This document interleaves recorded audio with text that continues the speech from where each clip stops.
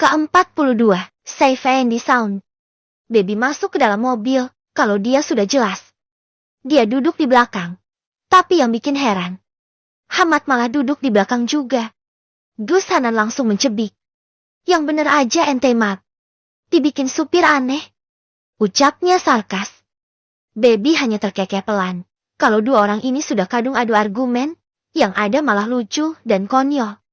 Ya kan nanti Hasan naik Nan. Aku tadi udah nelepon. Dia nungguin Pastiapura masuk desa itu. Ya kan masih 4 jam lagi. Terus aku 4 jam ngapain sendirian coba? Keluhnya lagi. Ya, dizikir Nan. Kan tadi buyamu bilang gitu.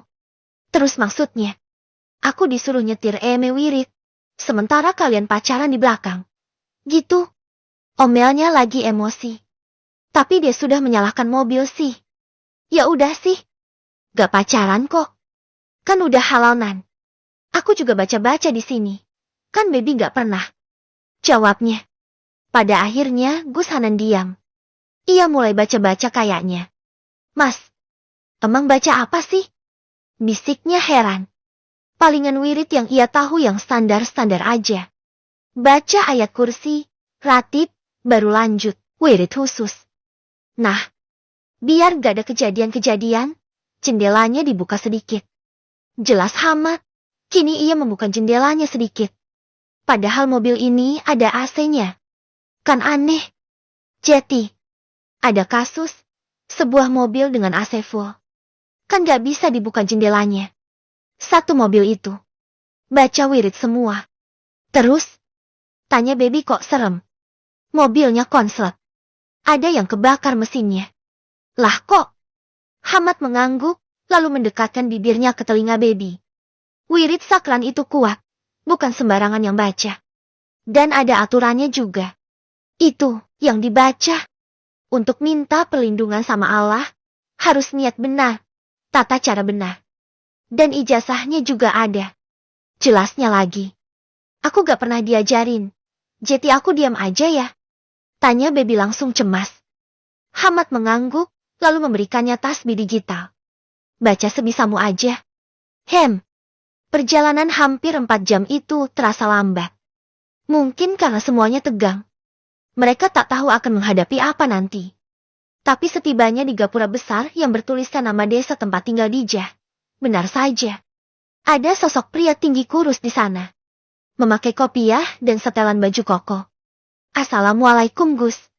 Ustadz Hamad. Matanya terpaku di baby. Mungkin pikirannya. Kenapa ada perempuan di rombongan ini?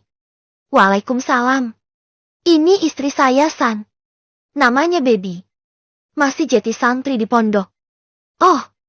Nyeh Ustadz. Ngapunten. Maaf.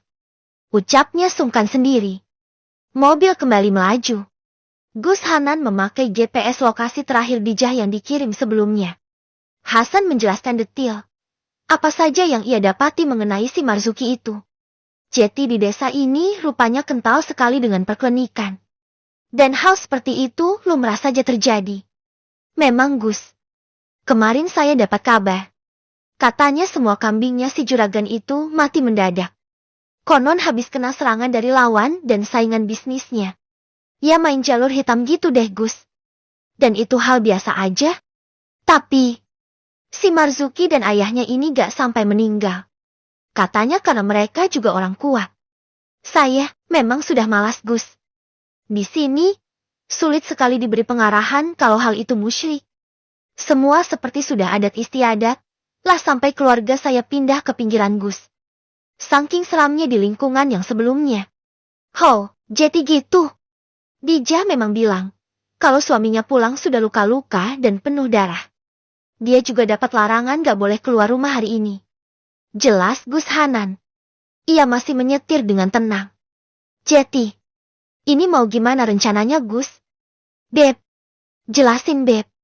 Pinta Gus Hanan yang sudah seenak hati aja manggil baby kayak adiknya sendiri. Apalagi kalau urusan nyuruh-nyuruh. Ngeledek. Sudah seperti darah daging sendiri melakukannya. Jeti. Aku akan datang sendirian dulu ke sana. Seperti bertamu pada normalnya. Aku dan Dijah itu sahabat. Nah. bertingkah seperti tak ada yang salah. Lalu aku akan minta Dijah anterin beli makanan apaan kek yang ada di depan gangnya. Ya basa-basi dulu. Pokoknya aku yang akan bawa Dijah keluar rumah itu. Baru setelahnya masuk ke mobil dan mengadukan ini semua ke KUA terdekat. Kamu yakin, Beb? Bisa. Urusan basa-basi.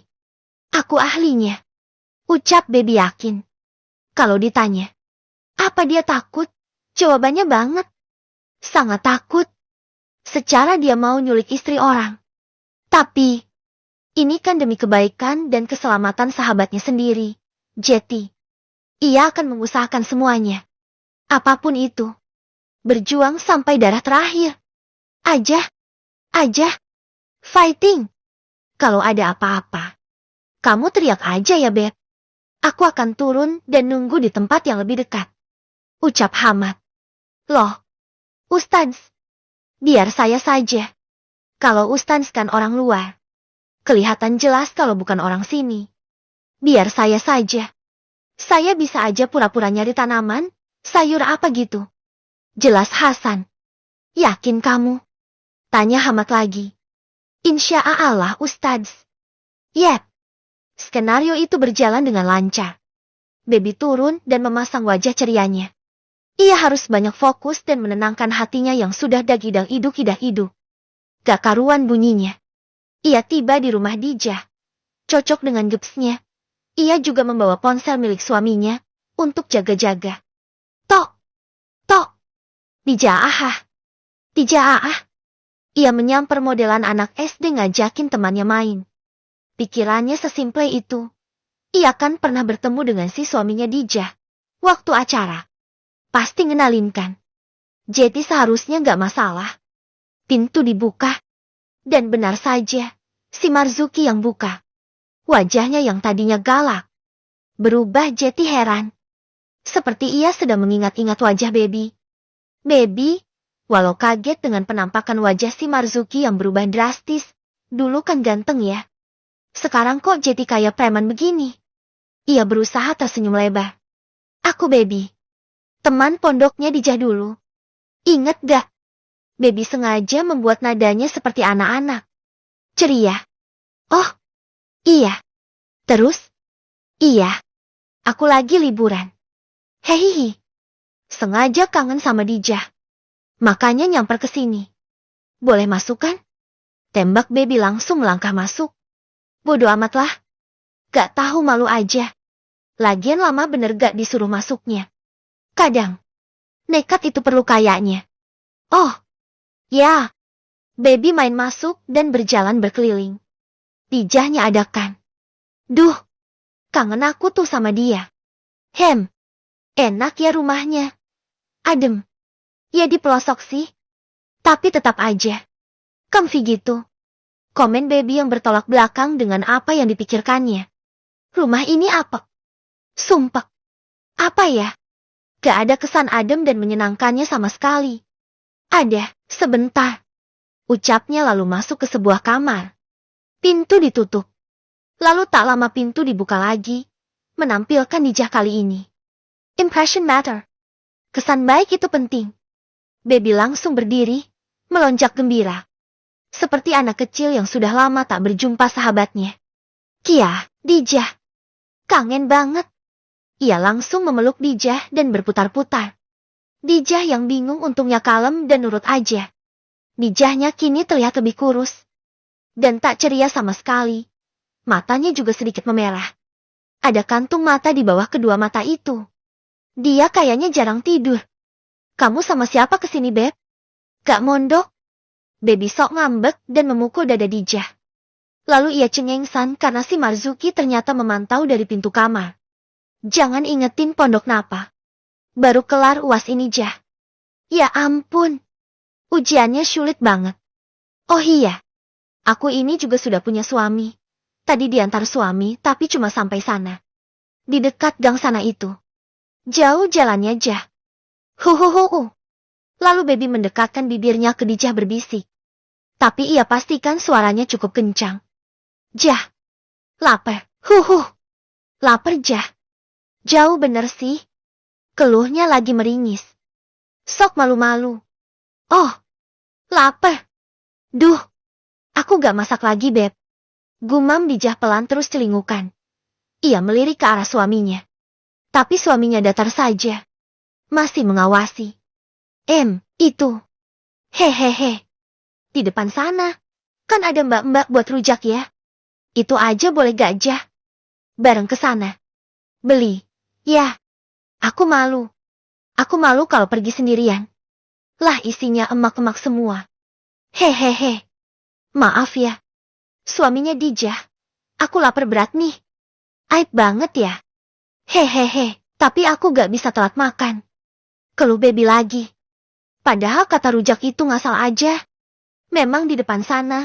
Yang ada ibu-ibu jualan hanya tukang rujak aja. Makanan sejenis sayuran rebus yang diberi bumbu kacang dan petis. Ya kali Baby makan itu. Kejang yang ada. Ini hanya alasan aja. Gimana ya Beb? Dijah melirik ke suaminya. Seperti menunggu persetujuannya. Lalu suaminya menggeleng pelan. Duh, payah ini. Bentar doang kok. Ya. Lapar berat akunya. Dari pondok ke sini itu lebih dari 4 jam. Jeti. Hehe. Bentar doang kok. Baby benar-benar berakting seperti anak manja yang kelaparan. Sumpah. Baby mulai mempertimbangkan dirinya untuk ambil kelas akting. Kok bisa ia seluas ini ya? Gak sampai 5 menit kok. Buat rujak berapa lama sih? 5 menit jadi gak sih? Kalau bungkus? Ya kurang lebih. Balas Dijah ngasal. Ya kalau 3. Berarti 15 menit. Jalannya 5 menit. Ya maksimal 20 menitan deh. Ya, aku makannya di sini kok. Ya.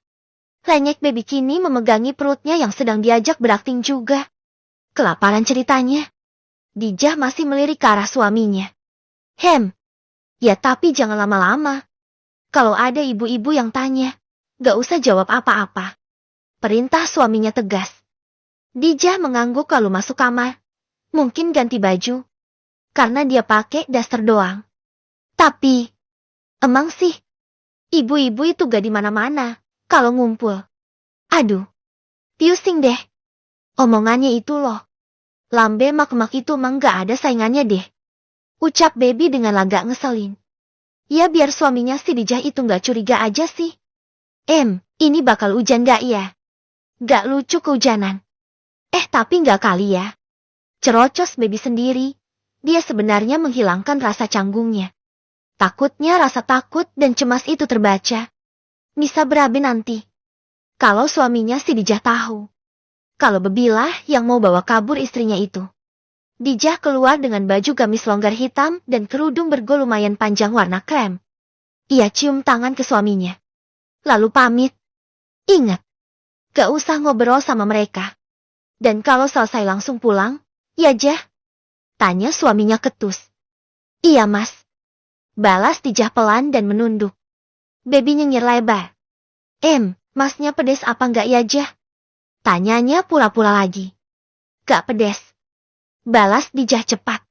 Keduanya sudah ada di pintu dan keluar dari rumah itu. Baby menoleh. Ia hampir memekik karena sosok pria itu berdiri dengan postur ngajar ribut dan wajah garang di daun pintu. Tatapan itu ke arah Baby. Baby berimprovisasi. Gak pedes ya? Oke. Siap. Ucapnya seperti orang hormat, lalu berbalik dan jalan lagi sama Dijah, bergandengan tangan. Dan berakting sedang curhat seru. Dan ketawa ketiwi gak karuan. Ya karena masih terpantau dari pintu itu oleh sosok itu. Saat jalanan sudah berbelok. Dan mereka sudah beberapa meter dari belokan itu, Baby berbalik sepenuhnya. Aman. Ayo. Ucapnya menggandeng tangan Dijah cepat dan berbelok lagi ke arah yang berbeda. Di sana sudah menunggu mobil Gus Hanan. Baby yang membukakan pintu belakang. Kini Ustadz Hama sudah berpindah ke kursi penumpang depan.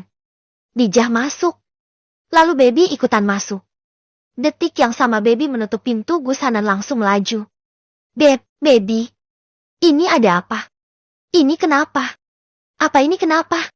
Tanya Dijah semi panik. Wajahnya memucat. Kita nyelamatin kamu, Jah. Apa kamu mau terus media? Tapi dia nanti bisa marah, Beb. Takut aku. Keluh Dijah celingukan menengok ke belakang. Seolah ia takut si suaminya itu muncul di belakang. Kita bantu kamu sampai akhir. Pokoknya. Ucap Baby yakin. Ini kita kemana, Beb? Dia pasti ngadu ke orang tuaku. Dan aku akan dibalikin lagi ke sana. Ujungnya dia ngamuk. Udah mending turun di sini aja deh, Beb. Aku bisa lari. Ucap Dijah benar-benar panik. Kita ke KUA sekarang, Jah. Ajukan gugatan cerai. Kita konsultasi ke sana dulu. Usul Baby. Tapi Gus Hanan ngebut entah kemana, tapi ia seperti tahu betul kemana jurusan ini. Enggak. Kita nggak ke KUA dulu. Kita ke rumah sakit. Ucapnya tegas. Kenapa? Tanya Baby bingung. Visum. Hanya jaga-jaga. Ucapnya masih dengan nada tegas. Lalu Baby bisa melihat dengan jelas perubahan di wajah Dijah. Ia langsung bersandar lemas. Dan menunduk. Diam. Tak lagi celingukan dan bicara. Baby melirik ke arah depan. Suaminya juga sedang menatapnya dari kaca depan mobil. Saling memandang. Keduanya tahu, ada lebih dari yang Dijah ceritakan sebelumnya.